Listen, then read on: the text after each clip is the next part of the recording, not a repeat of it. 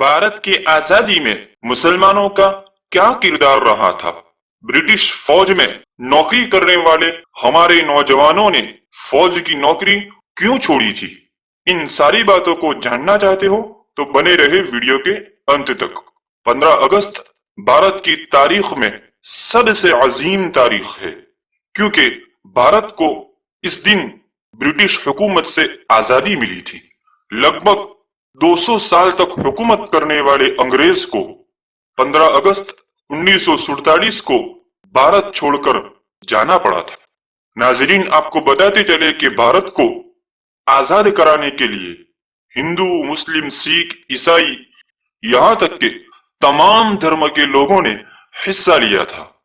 भारत को आजाद कराने के लिए मुसलमानों ने अपना सब कुछ कुर्बान कर दिया था और इस देश के लिए कई मुसलमानों ने अपनी जान तक दे दी। लेकिन दुख की बात यह है, मुसलमानों के इस अजीम कारनामे को पिछले कई सालों से भुला दिया गया है और फरामोश कर दिया गया है। मुसलमानों के इतिहास और काविशों को मिटाने के लिए नेशनल मीडिया और उनके साथ कई लोगों ने खूब मेहनत की है, और इतना ही नहीं, देश में मुसलमानों से देशभक्ति का सबूत भी मांगा जाता है। नाजरीन, आजादी की लड़ाई में शहीद होने वाली मुसलमानों को इतिहास से मिटा दिया गया है, और अगर इतिहास की किताबों में जिक्र मिलता भी है तो 2-4 मुसलमानों के अलावा नहीं मिलता, जिसमें अशफाकुल्लाह खान और मौलाना अबुल कलाम आजाद का नाम खास तौर पर शामिल है। दोस्तों, आइए हम आपको बताते हैं कि आजादी में मुसलमानों का क्या किरदार रहा है। आपको बता दें कि 1857 की लड़ाई हिंदू और मुसलमानों ने मिलकर लड़ी थी, और इस लड़ाई में तकरीबन 1 लाख से अधिक मुसलमान मारे गए थे। कानपुर से फर्रुखाबाद के दरमियान रास्तों में जितने पेड़ थे, सब पर उलमाओं को फांसी पर लटका दिया गया था। 14,000 उलमाओं को सजाए मौत दी गई थी। आइए दोस्तों, 75 साल पहले की यानी कि 1947 की बात करते हैं। भारत को आजाद कराने में हमारे उलमाए किराम का क्या योगदान रहा है। आजादी की लड़ाई में हिस्सा लेने वाले तमाम उलमाए किराम की बात नहीं करूंगा, क्योंकि वीडियो बहुत लंबी हो जाएगी। लेकिन यहाँ पर मैं मौलाना हुसैन अहमद मदनी का जिक्र जरूर करना चाहूंगा। मौलाना हुसैन अहमद मदनी ने अंग्रेजों के खिलाफ फतवा दिया, अंग्रेज फौज में शामिल होना हराम है। ब्रिटिश हुकूमत ने मौलाना के खिलाफ मुकदमा दर्ज किया।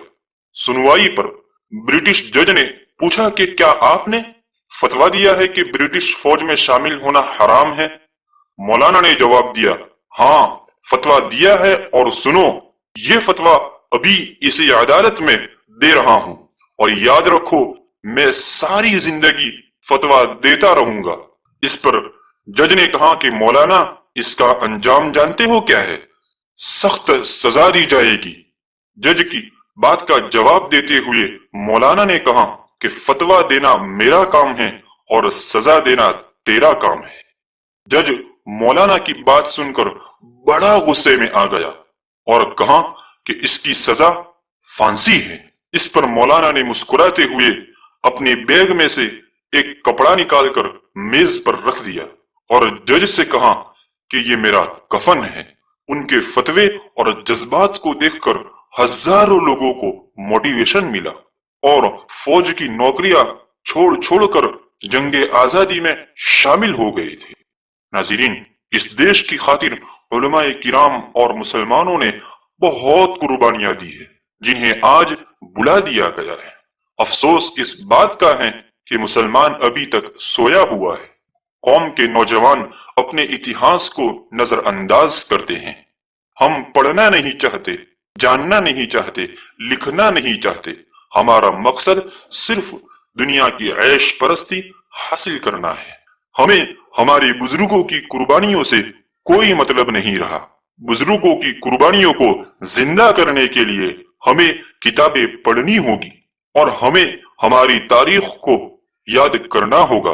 कहीं ऐसा ना हो कि लोग हमें भी भुला दे, जिस तरह हमने हमारी तारीख को भुला दिया है। मिलते हैं दोस्तों अगली वीडियो में कुछ नए टॉपिक के साथ। तब तक के लिए चैनल को सब्सक्राइब कर दे। और बेल आइकन को भी दबा दे।